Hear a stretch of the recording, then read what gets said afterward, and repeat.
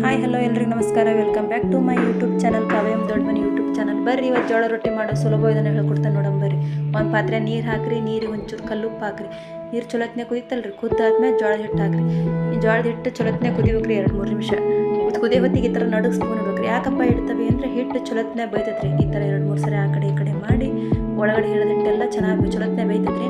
ಆಮೇಲೆ ಇನ್ನೊಂದು ಕಾರಣ ಐತ್ರಿ, ಯಾಕಪ್ಪ ಅಂತಂದ್ರೆ ಸೈಡೆಲ್ಲ ನೀರು ತತ್ತಲ್ರಿ, ಅದು ಯಾವುದು ಉಕ್ಕಿ ಬರಲ್ರಿ. ಸಣ್ಣ ಉರಿ ಒಳಗೆ ಚೊಲೋತ್ನ್ಯಾಗ 2-3 ನಿಮಿಷ ಹಿಟ್ಟು ಬೇಯಿಸ್ಕೋಬೇಕ್ರಿ. ಹಿಟ್ಟು ಚೊಲೋತ್ನ್ಯಾಗ ಬೇಯ್ತಪ್ಪ ಅಂದ್ರೆ ಆಮೇಲೆ 1-2-3 ಸೆಕೆಂಡ್ ಹಿಂಗೆ ಆರಿಡ್ಬೇಕ್ರಿ. ಹಿಟ್ಟು ಆರಿಟ್ಟು ಚೊಲೋತ್ನೇ ನಾದ್ಕೋಬೇಕ್ರಿ. ಯಾವ್ದು ಒಂಚೂರು ಗಂಟಿರಬಾರ್ದ್ರಿ. ಗಂಟಿತ್ತಂದ್ರೆ ರೊಟ್ಟಿ ಹರಿದು ಬಿಡ್ತೀವ್ರಿ. ಈ ಥರ ನಾದ್ಕಿನದ್ರಾಗನ ಈ ಕಡೆ ಗ್ಯಾಸಿ ಮ್ಯಾಗ ಹಂಚಿಟ್ಟು ಕಾಯಾಗಿಡ್ಬೇಕ್ರಿ. ಹಂಚು ಇಲ್ಲಿ ಉದ್ದಿಕೆನದ್ರಾಗನ ಆ ಕಡೆ ಹಂಚು ಕಾಯ್ತೈತಲ್ರಿ, ಹಂಗೆ ಹಾಕಕ್ಕೆ ಬರ್ತೈತ್ರಿ. ಉಳ್ಳಿ ಹಾಕಿ ಉದ್ಲಿ ಮಾಡ್ಕೋಬೇಕ್ರಿ. ಉಳ್ಳಿ ತಗೊಂಡು ಉದ್ದಬೇಕ್ರಿ. ಈ ಥರ ಕೆಳಗಡೆ ಮೇಲ್ಗಡೆ ಹಿಟ್ಟು ಹಾಕೊಂಡು ಲೆತ್ತೆ ಉಣ್ಣಿ ತಗೊಂಡು ಉದ್ದಬೇಕ್ರಿ.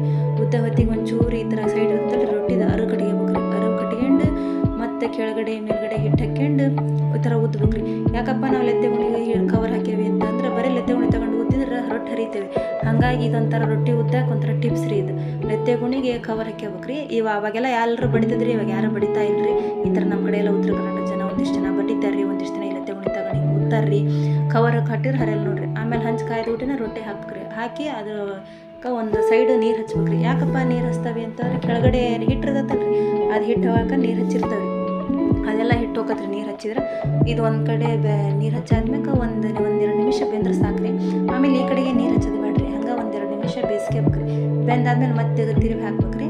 ಆಮೇಲೆ ಸೈಡ್ ಇರ್ತೈತಲ್ರಿ, ಈ ಥರ ಈ ಕಡೆ ಹಿಂಗೆ ಹತ್ತಿಕ್ಕಿಂತ ಪ್ರೆಸ್ ಮಾಡ್ಬೇಕ್ರಿ. ಚೊಲೋತ್ನೇ ಸ್ವಲ್ಪ ಸುತ್ತಲಿಗೆ ಬೇಯ್ಕೊಂತೈತ್ರಿ. ಬೆಂದಾದ್ಮೇಲೆ ಫೋಲ್ಡ್ ಮಾಡಿ ತೆಗಿಬೇಕ್ರಿ. ಈ ಕಡೆ ಬೇಯೋದ್ರಾಗನೇ ಇನ್ನೊಂದು ಲಟ್ಟಿಸ್ಕೊಂಡ್ಬಿಡ್ಬೇಕ್ರಿ. ರೊಟ್ಟಿನ ಲಟ್ಟಿಸ್ಕೊಂಡ್ಬೇಕಪ್ಪ ಅಂತಂದ್ರೆ ರೊಟ್ಟಿ ತೆಗಿತೇವಲ್ರಿ, ಮತ್ತೊಂದು ರೊಟ್ಟಿ ಹಾಕ್ಬೇಕ್ರಿ. ಹಿಂಗೆ ಒಂದು ಬೇಯೋದ್ರಾಗ ಒಂದು ರೊಟ್ಟಿ ಬೆಂದ ಬಿಡ್ತೀರಿ. ಸುಲಭವಾಗಿ ಮಾಡ್ಕೋಬೋದ್ರಿ ರೊಟ್ಟಿನ. ಚೊಲೋತ್ನಾಗ ಹಾಕವ್ರಿ ರೊಟ್ಟಿ ಚೊಲೋತ್ನ ಆದ್ರೆ ಹಿಟ್ಟು ಚೊಲೋತ್ನೇ ಮಾಡ್ಕೋಬೇಕ್ರಿ. ಮತ್ತು ರೊಟ್ಟಿ ಹಾಕ್ತಾವಲ್ರಿ ಒಂದು ಸರಿ ಹಿಂಗೆ ನೀರು ಹಚ್ಕೋಬೇಕ್ರಿ. ಹಚ್ಕೊಂಡಾದ್ಮೇಲೆ 1-2 ನಿಮಿಷ ಬೇಯಕ್ಕೆ ಬಿಡ್ಬೇಕ್ರಿ. ಬೆಂದಾದ್ಮೇಲೆ ತಿರುಗಿ ಹಾಕ್ಬೇಕ್ರಿ ಮತ್ತು ರೊಟ್ಟಿನ. ಈ ಕಡೆಗೆ ನೀರು ಹಚ್ಚೋದೇನು ಬೇಡ್ರಿ. ಆಗ್ಯಾವಾಗಿನಂಗನ ಮತ್ತು 1-2 ನಿಮಿಷ ಬೇಯಿಸೋದು. 1-3 ಸರಿ ಬೆಂದ್ರೆ ಸಾಕ್ರಿ. ಈ ಥರ ಚೊಲೋತ್ನೇ ರೊಟ್ಟಿ ಬೇಯ್ತಾರೆ. ಹಂಗೆ ರೊಟ್ಟಿ ಬತ್ರ ಪುರಿ ಉಬ್ಬಿರಿ. ಹಿಟ್ಟು ಮಾತ್ರ ಚೊಲೋತ್ನೇ ಮಾಡ್ಕೋಬೇಕು ನೋಡ್ರಿ. ಚೊಲೋತ್ನೇ ರೊಟ್ಟಿ ಬೇಕಂತವ್ರಿ. ನಮ್ಮ ಕಡೆ ಎಲ್ಲ ರೊಟ್ಟಿ, ಬಿಸಿ ಬಿಸಿ ರೊಟ್ಟಿ, ಜೋಳದ ದಂಬ್ಲಿ ಉಂಡು ಹೊಲಕ್ಕೆ ಹೊಂಟ್ರು ನೋಡ್ರಿ.